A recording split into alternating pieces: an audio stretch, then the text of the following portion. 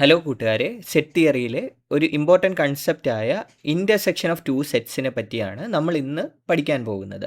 Intersection അല്ലെങ്കിൽ രണ്ട് ഗണങ്ങളുടെ ഛേദഗണം എന്ന് വേണമെങ്കിൽ പറയാം. അതിൻ്റെ സിംബോളിക് റെപ്രസെൻറ്റേഷൻ കാണണമെങ്കിൽ സ്ക്രീനിൽ ശ്രദ്ധിക്കുക. എ ഇൻ്റർസെക്ഷൻ ബി എന്ന് എഴുതിയിട്ടുണ്ട്.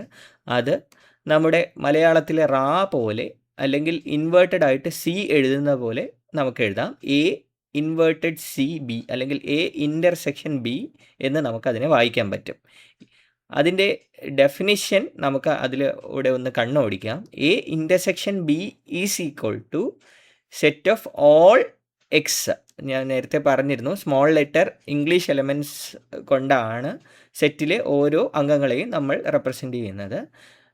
So A intersection B is equal to set of all x such that x belongs to A as well as x belongs to B. അതായത് എ ഇൻ്റർസെക്ഷൻ ബിയിലെ എല്ലാ അംഗങ്ങളും എയിലെയും ഒരു എലമെൻ്റ് ആയിരിക്കും, ബിയിലെയും ഒരു എലമെൻ്റ് ആയിരിക്കും.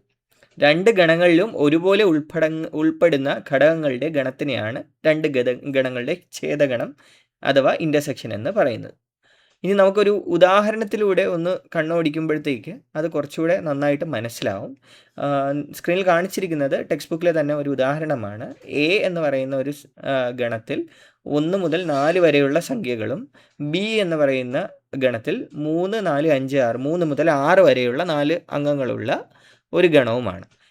അപ്പോൾ നമ്മളതിനെ വെൻ ഡയഗ്രാം കൊണ്ട് റെപ്രസെൻ്റ് ചെയ്യുകയാണെങ്കിൽ എയിൽ വരുന്നത് 1 മുതൽ 4 വരെ 1, 2, 3, 4 എന്നുള്ള 4 നമ്പറുകളാണ്.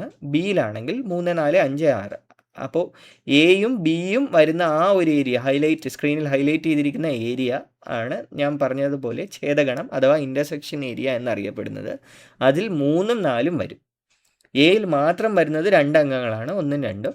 ബിയിൽ മാത്രം വരുന്നത് 2 അംഗങ്ങളാണ്, 5ഉം 6ഉം. അപ്പം എ ഇൻ്റർസെക്ഷൻ ബി എന്ന് പറയുന്നത് ബൈ ഡെഫിനിഷൻ എയിലും ഉണ്ടാവണം, ബിയിലും ഉണ്ടാവണം. അങ്ങനെയുള്ള അംഗങ്ങളുടെ ഒരു കളക്ഷൻ.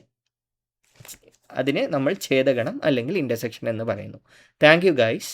ഈ ചാനൽ ലൈക്കും ഈ ചാനൽ സബ്സ്ക്രൈബും ഈ വീഡിയോ ലൈക്കും ചെയ്യണമെന്ന് ഞാൻ നിങ്ങളോട് ഓരോരുത്തരോട് അഭ്യർത്ഥിക്കും.